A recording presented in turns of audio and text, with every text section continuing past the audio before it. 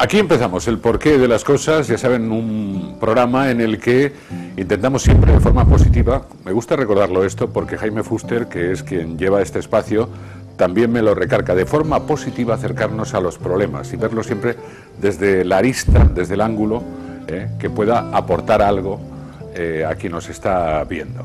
Don Jaime Fuster, buenas tardes, bienvenido. Con la que está cayendo, como no hagamos de forma positiva.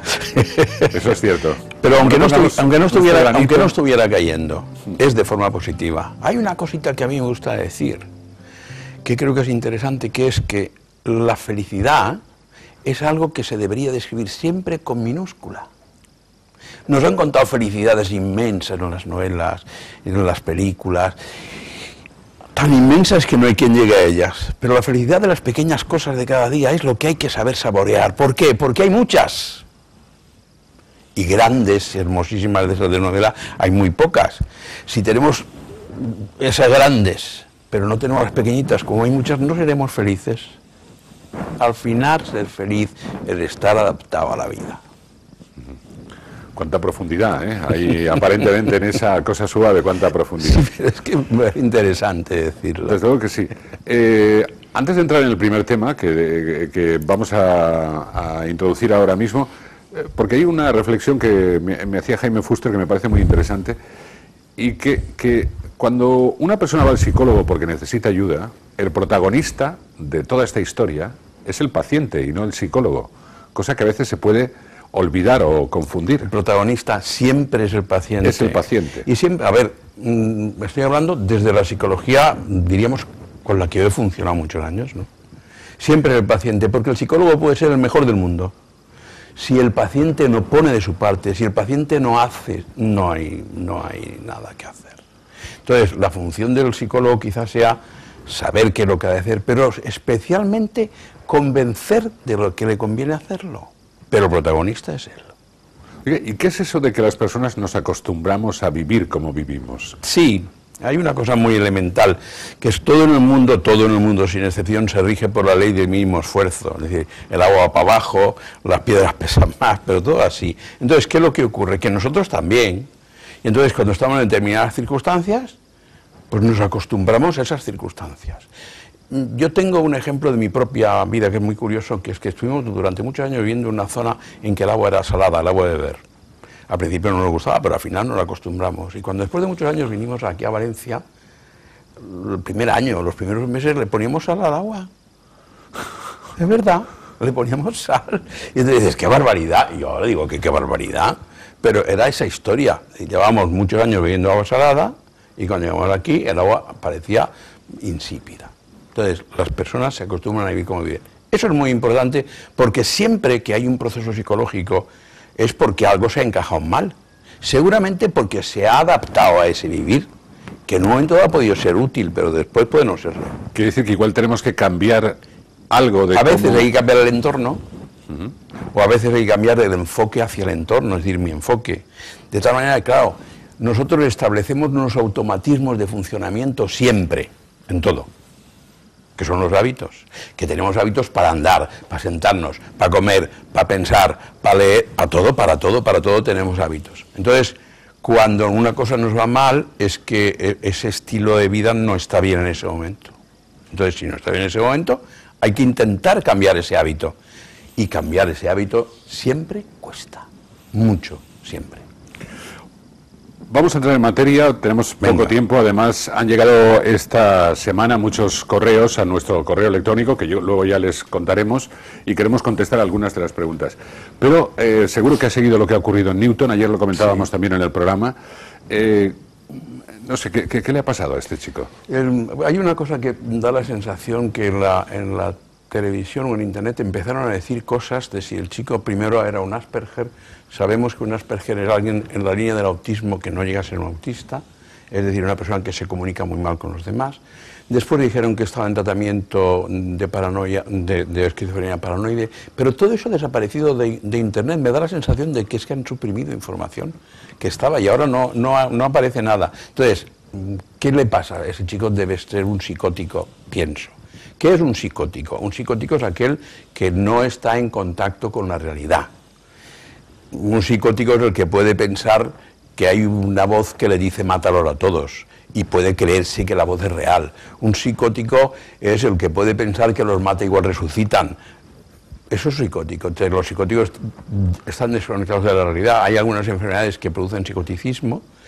Normalmente se tratan bien con medicación, es decir, hay mucha medicación y muy adecuada. El riesgo de algunas enfermedades de estas es que a lo mejor ellos no tienen sensación de enfermo. Y digo el riesgo ¿por qué? Porque si no tienen sensación de enfermo puede ocurrir que se deje la medicación. De este caso en concreto no lo sabemos porque, vuelvo a decir, han debido quitar información. Esta semana comentábamos que sería interesante tampoco no criminalizar a las personas que tienen algún problema mental. Lo digo porque son muchas las personas que tienen algún problema mental, que están en tratamiento, etcétera, etcétera.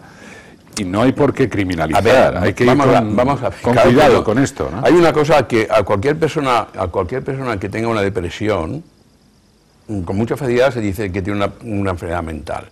A cualquier persona que tenga ansiedad, se le dice, es que eso no es verdad. Es que eso no es verdad. Es decir, una depresión es una enfermedad que sí que radica mucho en el cerebro, pero es una enfermedad que posiblemente en los países muy pobres no hay deprimidos, porque no tienen tiempo. Es una enfermedad de desarrollo. Entonces, no son enfermedades, la mayor parte de las dolencias a las que se llama mentales no son enfermedades mentales. No son enfermedades, son movimientos que en ese momento, o desadaptaciones de un momento dado. Bien, dejamos esto, sí, que es muy largo. El tema es largo y además se podría prestar demasiado. Bien, don Jaime Fuster, como verá, nuestras cámaras están todos preparados y enfocando. Lo digo porque mire las caras bien de las cámaras que tenemos aquí, porque igual no las vemos más. Me han dicho que les va a tocar la lotería. Que por cierto es dentro de 4 días. Fíjate, por lo tanto, igual es el último programa. Fíjate lo curioso, que ambos sonríen. Sonríen.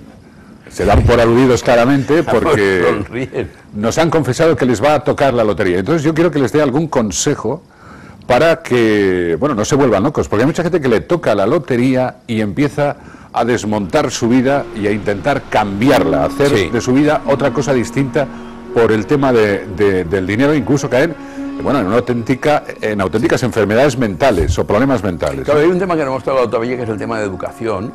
Educar es muy importante porque es enseñarle a los niños a vivir la vida que probablemente van a vivir. Pero si cogemos eso y cogemos lo que hemos dicho antes, que las personas nos acostumbramos a vivir como vivimos, si a mí de repente me tocan muchísimos millones de euros, yo seguramente o hacía la misma vida que estoy haciendo o no sabría hacer bien las cosas. Y entonces, si os toca la lotería, no os desmadréis.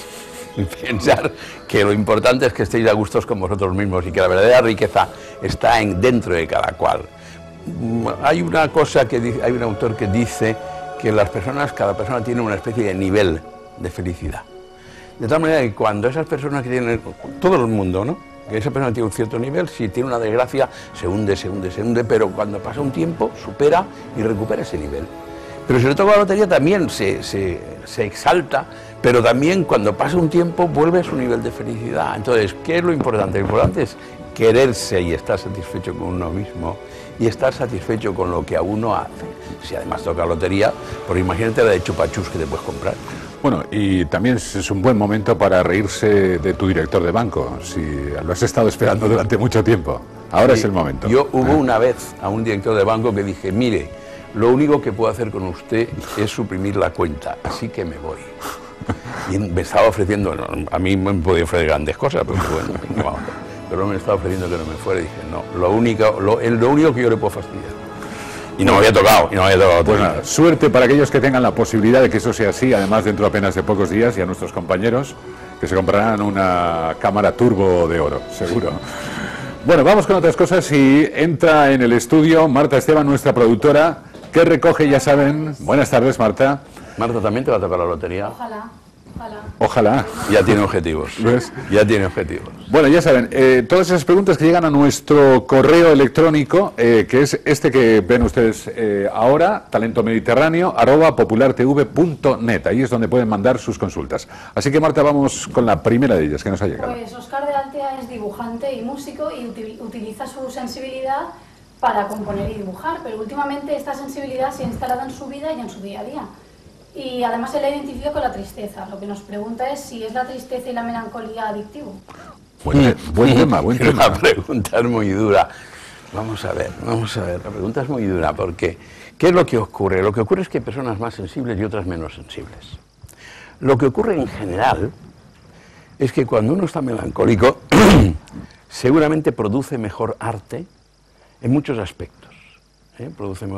Produce mejor arte, quizá dibujando no lo sé, porque yo no, pero escribiendo posiblemente sí, haciendo música supongo que también. Claro, ¿qué es lo que pasa? Que puede ocurrir que este conocido, bueno, no es conocido tuyo, ¿no? No. Bueno, pues que este señor realmente se deje mecer por la tristeza. Que es una sensación no totalmente desagradable, ¿eh? Es una sensación muy poética, muy acogedora, muy... Sí, entonces de tal manera que sí que puede ocurrir que haya una cierta adicción. ¿Cuál es el riesgo? El riesgo es que si es esa pequeña adicción, no lo hay. Pero si deja y va enganchándose cada vez más,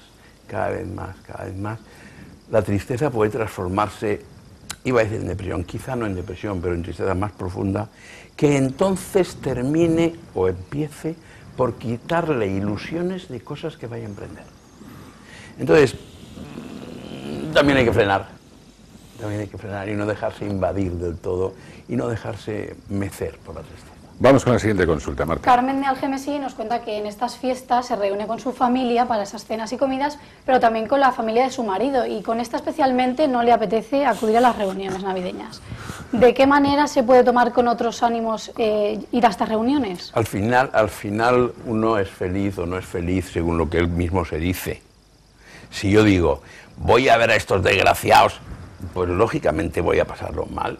Pero si digo, chicos, voy a ver si lo pasamos lo mejor posible, a ver si... Y voy a estar simpático o simpática, que es simpática, para ver si hago sonreír a fulanito, que el año pasado estuvo todo el tiempo con una cara de juez insufrible. Perdón con los jueces, pero es... No se meta usted. No es momento. No. Pero que eso sí que puede ser, es decir, que ella se proponga cambiar las tornas. Si tú entras sonriendo a un sitio, el otro te sonríe y tú ves sonrisa y tú sonríes de verdad. Perdona. Sí, porque tenemos muy poco tiempo. La última pregunta. Susana de Paiporta nos dice que desde que era pequeña siempre se ha juntado toda la familia en estas fechas y no le falta ningún familiar, pero sin embargo se toma las Navidades con cierta melancolía. ¿Esto a qué se debe? No es melancolía, es sensibilidad. Es decir, el área de los afectos está toda, es una sola área de los afectos en nuestro cerebro, los poetas dicen en nuestro corazón. De tal manera que cuando estás sensible, pues también hay cierta melancolía fácil, no es tristeza, es parte de aquella melancolía que decía el artista ese que hablábamos antes. Don Jaime Fuster, no tenemos tiempo para más. Muchas gracias y hasta el próximo año. Hasta el próximo, sí. Marta Esteban, muchas gracias. Gracias. Y nada más, gracias a todos ustedes.